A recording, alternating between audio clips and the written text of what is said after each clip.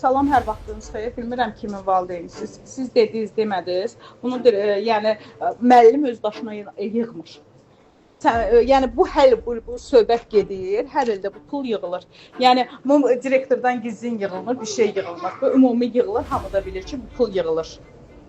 Ayxan, valla belə danışırsınız. Biz neçə illərdir ki, yəni hamımız sakit adamlarıq da, neyə bilərik ki, tək əldən səs çıxmır. Heç kəs belə sizin kimi deyil, dursun belə birdən-birə nə bilim, nəsə bir kaos yaratsın. İndi bilmirəm, şəhər məktəbindən gəlmisiniz, necə olubsa, nəysə məsələnizi həll eləmişsiniz. İndi biz eləyə bilmirik də, biz belə bir kiçik bir kənddə yaşayırıq. Bura masazırdır. Neyini? Hamı bir-birinin üzünə baxır. Müəllimlər tanış, valideynlər tanış. Heç kəs belə irəli durmur. Neyini bilərik ki? Bir də qəribə şəkildə qan deyirsiniz. Biz də neyiniyək? Keçən ildə biz heç nə eləmədik.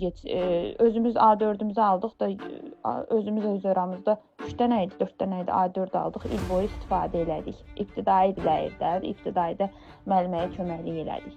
İndi bu 5-ci sinifdə bizə vermək istəmirik əslində. Sadəcə olaraq uşağımızın əlinə verildiyimiz o 1 manat da deyir yaşaydı, bircə dəfə 1 manatdır da indi. Yəqin ki, nəsə məktəbdə problemi var, direktorum yoxdur, indi sakitcə verməliyik, veririk də. Başqa məsələlər deyəndə nə etməliyik? Siz əgər Təhsil Nazirliyinin